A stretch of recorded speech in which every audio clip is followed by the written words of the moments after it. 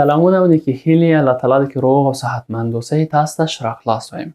قدرمن ښوونکو، موخه د نن ورځ درس مو دا ده چې قدرمن زده کوونکي د پښتو ژبې نقطه لرونکي، بې نقطې، پنډک لرونکي او داسې ځینې نور ځانګړتیاوې چې توري لري د هغو په هکله په مفصل توګه پوه شئ.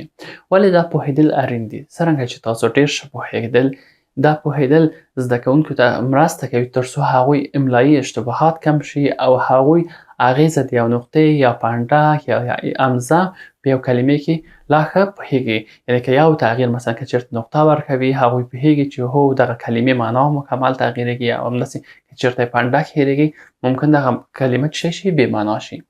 نو د دغه لپاره چې زده کوونکي خپله د دغو تورو د ویژګیانو اهمیت پوه شي، موږ او تاسو بېلابېل فعالیتونه کولی شو. یو د هغه فعالیتو څخه دا ده چې موږ او تاسو هغه مشابه کلمات د تختې باندې ولیکو او زده کوونکي تختې مخ ته وغواړو، هغوی څخه پوښتنه وکړو چې دغه دواړه کلماتو کې یا د نورو کې کم تفاوت دي، خپله ګورئ. پس له دې چې هغوی ځواب راکړه موږ لږ ذره ورته ډېر تشریح کړو چې هو دغه تغییر دغه اغیزه لري په دغه کلمې باندې. د بیلګې په توګه مثلا یو زده کوونکی چې احمد نومیږي، هغه زه تختې په سر غواړم او هغو ته وایم چې دغه دواړو کلمو کې تاسو څه تغییر ګورئ. هغه شاید فکر وکړي داسې ووایي استاده دلته چې دا یو نقطه اضافه ده. زه ورته وایم شاباس، په همدغه یو نقطې باندې د یو چا نوم تغییر کړي او بل چا نوم کېږي. سره ښه دغه د طاهر که دغه نقطه موږ ورکړو نور کېږي چې شی ظاهر، یعنې بل کس جوړېږي. بیا بل کس څخه هیله کوو چې راشي بیا یې تختې په سر او هغوی ته وایم چې دغه دواړو کې بیا څه توپیر ګوري. هغوی د حتما ماته وایي استاد دلته نقطه لاندې ده دلته بره ده. زه ورته وایم هو که چېرته موږ کلمو کې همداسې یا نقطه لاندې په ځای بره کېږدو بیا هم مکمل د کلمې معنا تغییرېږي. یعنې دلته دا کلمه چې ده دا بورډ ده چې اغوندو او دا هم نور ده چې موږ او تاسو نور نیسو، داسې ورته یې نښه کوو. او په آخر کې یو بل زده کوونکي څخه هیله کوم چې راشي دغه توپیر وګوري. هغه به حتما دا کلمه وګوري بیا به وایي استاد دغلته چې ده دغلته یو پنډک چې ده اضافه ده. وایم شاباس، په دغه پنډک باندې بیا هم ویښي یو کلمه بل کلمې تبدیلېږي. دا دم ده، څوک چې نفس باسي داسې نفس اخلي او دا کېږي ډم، څوک چې نڅا یا سندرې وایي.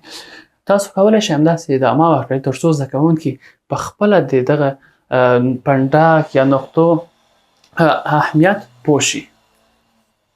قدرمن ښوونکو، پس له دې چې زده کوونکي د اهمیت یا تاثیر د دغه نقطې یا پنډک یا دغه نور ځانګړتیاوې د تورو پوه شول، اوس یې وخت دی چې هغوی دغه توري خپله کشف پیدا کړي یا پوه شي چې پښتو توري کومی نقطه لرونکي توري دي، کومی بې نقطې دي، کومی پنډک لرونکي دي، کومی همزه دي لرونکي دي او یا داسې ظاهر نور مشخصات لري.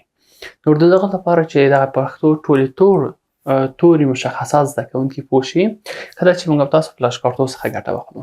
فلاش کارتونه داسې په غیر منظم ډول تختې باندې نصب کوو، بیا زده کوونکو څخه هیله کوو چې راشي تختې باندې او دغه مربوطه یا مشخصه کټګوري کې دغه فلاش کارت شکل نصب کړي. د دغه کار لپاره ښه ده چې موږ تاسو تخته په 4 برخو ویشو. لومړی برخه یا هم آخري برخه چې ده، لومړی برخه هغه د هغو تورو لپاره چې نقطې لري، څنګه د خوای هغو تورو لپاره چې بې نقطې دي او بیا د خوا هغه تورو لپاره چې پنډک لري او آخر کې دغه نور تورو لپاره یا نور ویژګیانې چې توري لري، لکه ځینې توري همزه لري، ځینې مثلا الف مات لري وبخښئ لکه الف غوندې او یا داسې نور. بیا د بېلګې په توګه مثلا زه یو زده کوونکي څخه غواړم، هغه راځي هغه ته وایم چې دغه لومړی توری چې ده دغه زه دا کم کټګوري کې راځي یا کم برخه کې. زده کوونکی دا ګوري وایي دا خو استاده نقطه لرونکې ده، دا د خو نصب کوي. بیا ورته وایم شاباس، آفرین. همداسې ادامه ورکړم، بیا راځي بل زده کوونکی هغه ته وایم دا وګوره دا کوم کټګوري کې راځي. هغه ماته وایي استاد دا خو پنډک لري. وایم آفرین سمه ده، دا بیا پنډک لرونکي بخش کې څه کوو نصبوو. بیا د بل لپاره دا چې دا وایم دا کوم برخه کې راځي، زده کوونکی ماته شاید وایي استاد دا خو بې نقطې تورو برخه کې راځي یا کټګوري کې. بیا وایم شاباس، دا دې برخه کې څه کوو نصب کوو. او داسې بلې دا کوم کې ده استاد دا خو په یوه کې هم نه راځي، دا ځکه همزه لري. ورته وایم شاباس، دا چې 3 کټګوریو کې نه راځي بیا دا څلورم بخش کې چې د سایر برخو کې چې ده دې کې څه کوو نصب کوو. یو شی د ویلو وړ دی قدرمن ښوونکو چې کله چې موږ پنډکداره برخه په دوه برخو ویشو، یو هغه توري دي چې پنډک لري او نقطه هم لري، یو هغه دي چې پنډک لري اما نقطه نه لري. همداسې خپل کار ادامه ورکوو.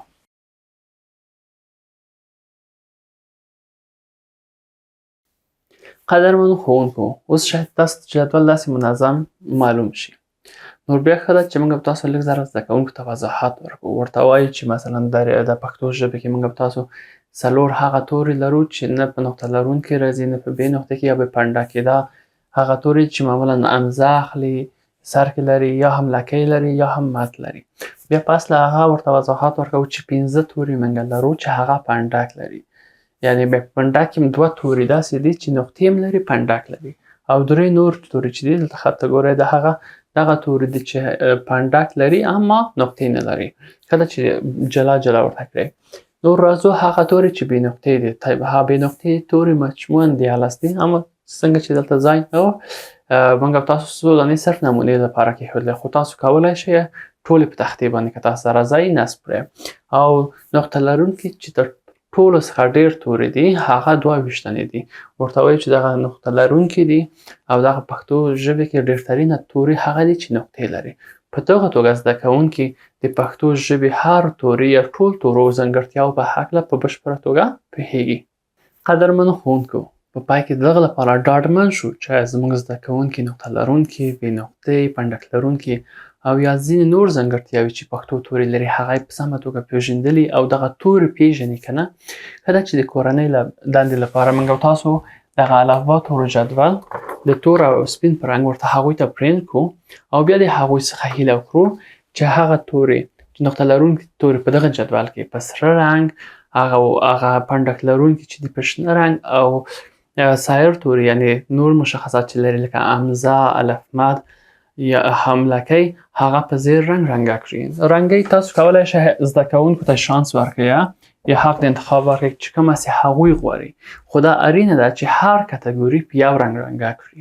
سبا کله چې هغوی د کارخانګي تاسو ته راوړي تاسو کولی شئ ارزیابي کړئ چې آیا زده کوونکي په سمه توګه پوه شوي دي چې دغه توری مربوط د کوم کتګوري ده که نه، او که چېرته یې کار سم تشویق کړئ او که چېرته نه ډېر مهرباني هغه چېرته چې خلا لري هغه سره مرسته وکړئ. مننه کوم تاسو پاملرنې څخه. تاسو ته ډېر ښه وخت غواړم.